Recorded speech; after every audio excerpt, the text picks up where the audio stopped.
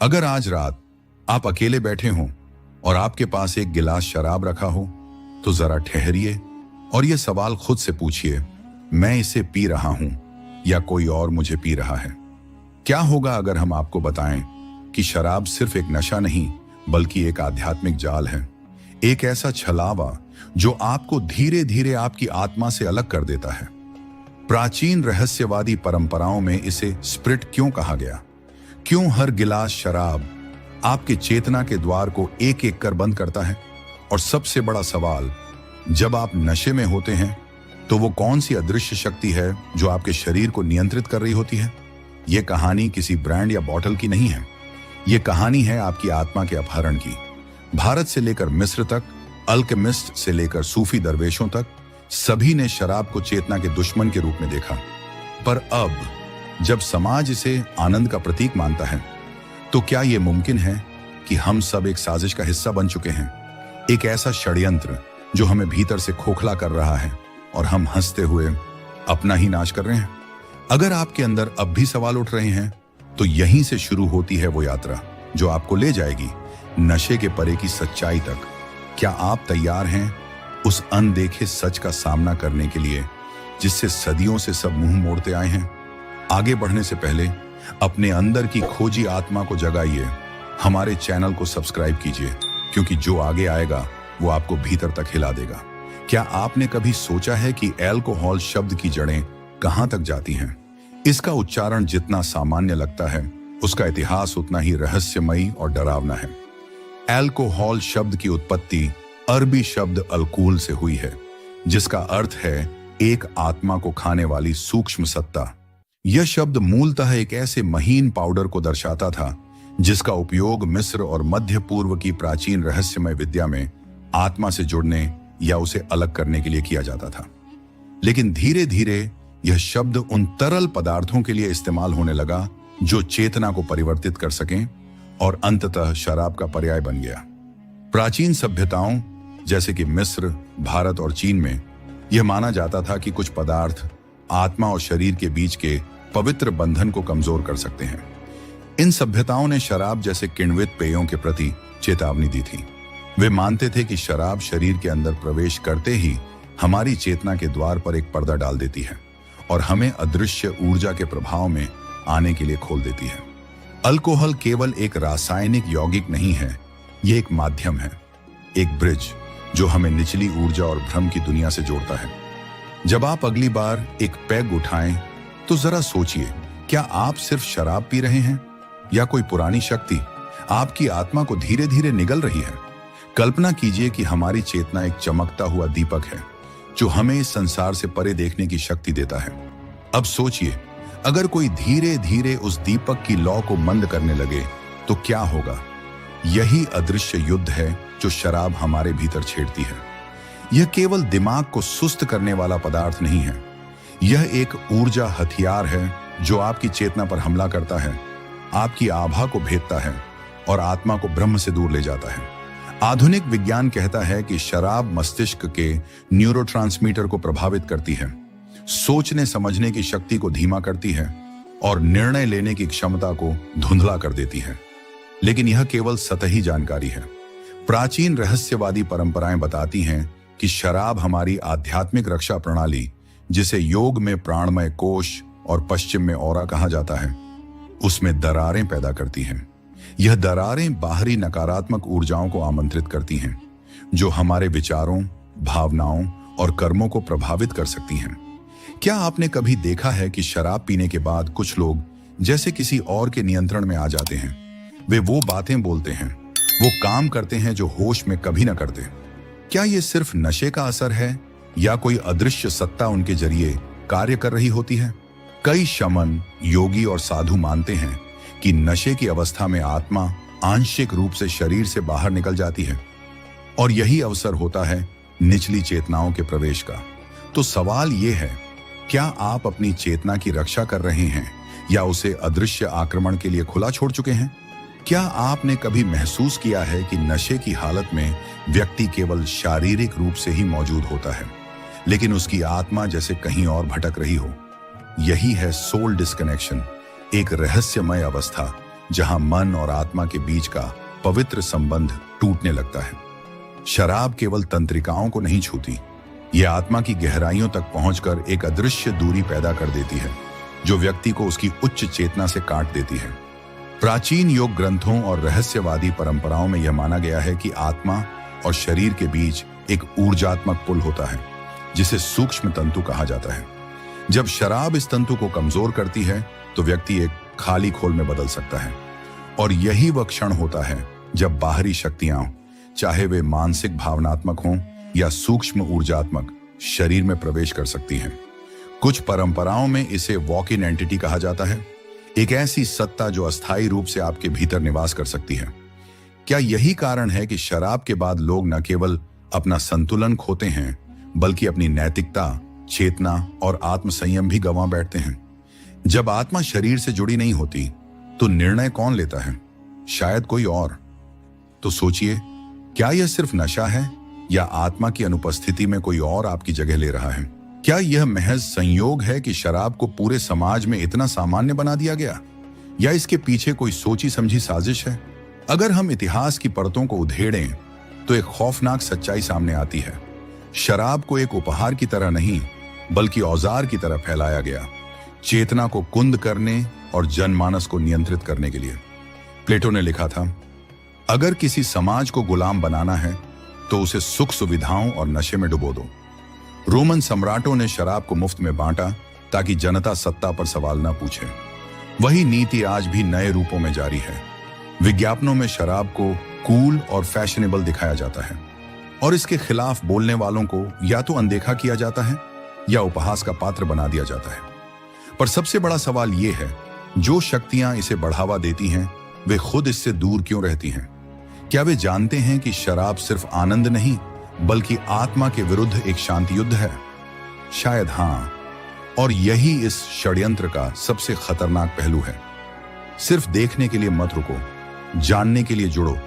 Video को like करें और चैनल को सब्सक्राइब करें, क्योंकि अब जो सामने आएगा वो सिर्फ शब्द नहीं, अनुभव होगा। आधुनिक विज्ञान कहता है, शराब सिर्फ एक रासायनिक पदार्थ है जो आपके मस्तिष्क के न्यूरोट्रांसमीटर पर असर डालता है। यह आपकी सोचने, समझने और निर्णय लेने की क्षमता को अस्थायी रूप से धीमा कर देता है।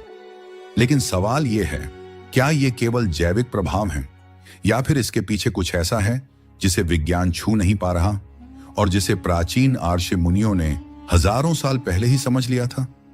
आधुनिक विज्ञान हर उस चीज को नापने की कोशिश करता है जिसे देखा, छुआ या तौला जा सके, लेकिन चेतना, आत्मा, ऊर्जा क्षेत्र, ये वो चीजें हैं जो आज भी विज्ञान के दायरे से बाहर हैं।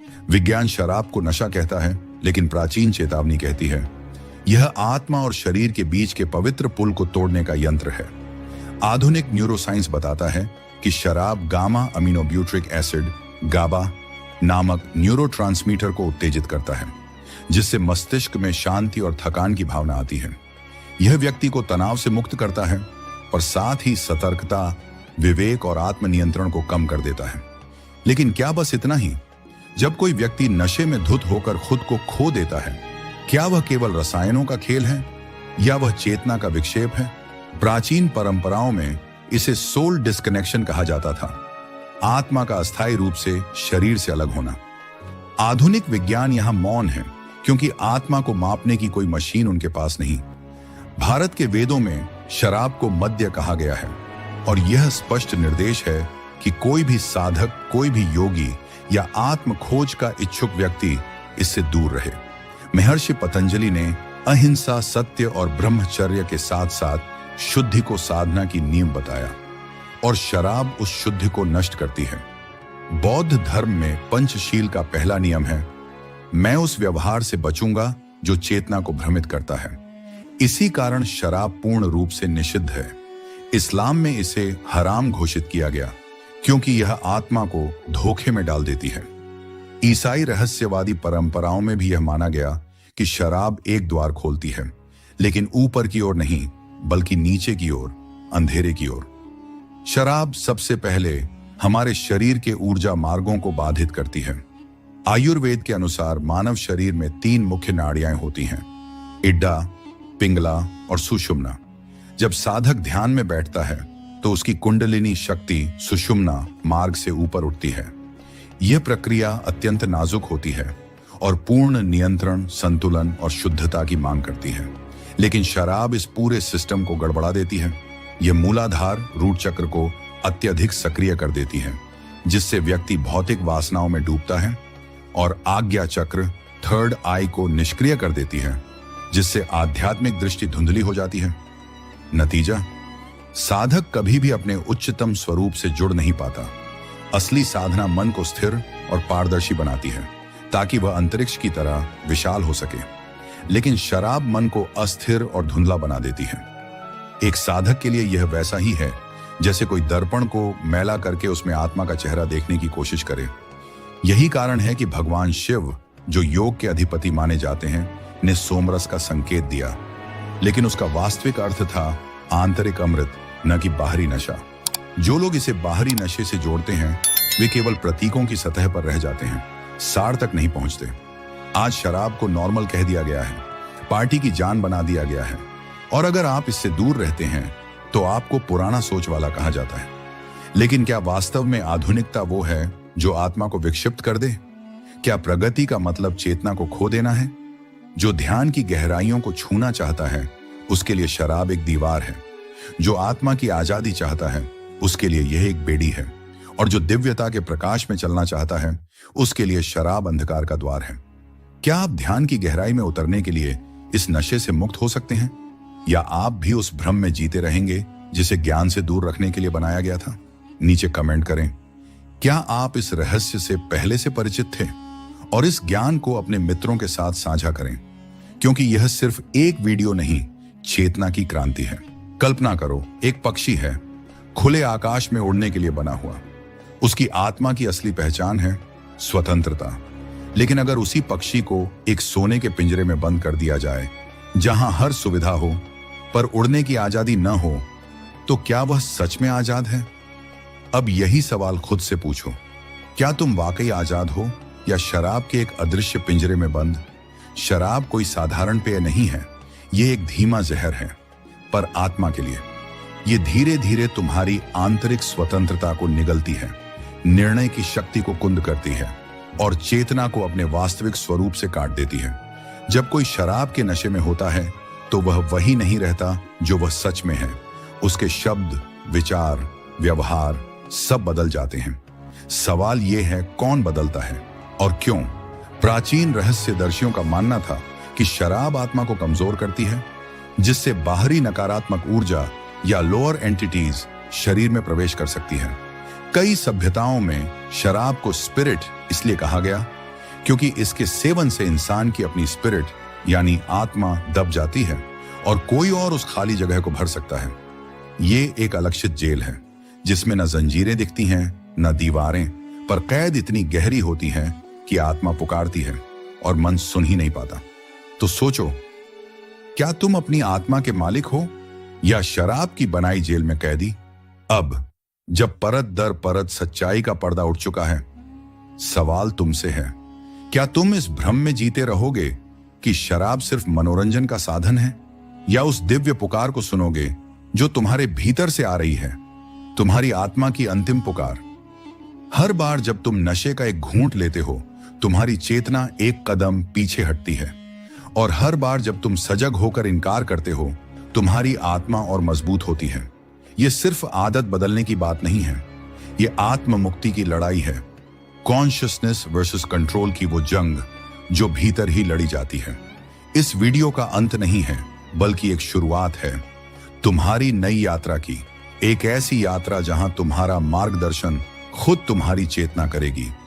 तो अब तुम तय करो, तुम इस अंधकार में कैद रहना चाहते हो या उस प्रकाश की ओर बढ़ना जो सदियों से तुम्हारा इंतजार कर रहा है। अगर यह संदेश तुम्हारे भीतर कुछ जगा सके तो इसे औरों तक पहुंचाओ। अगर इस वीडियो ने आपकी चेतना में हलचल मचाई है तो इसे लाइक करें, सब्सक्राइब करें और कमेंट में बताएं, क्या आप भी मानते हैं कि यह सिर्फ एक आदत नहीं, एक आध्यात्मिक जाल है? इस ज्ञान को फैलाएं, क्योंकि एक जागरूक आत्मा कई आत्माओं को जगा सकती है।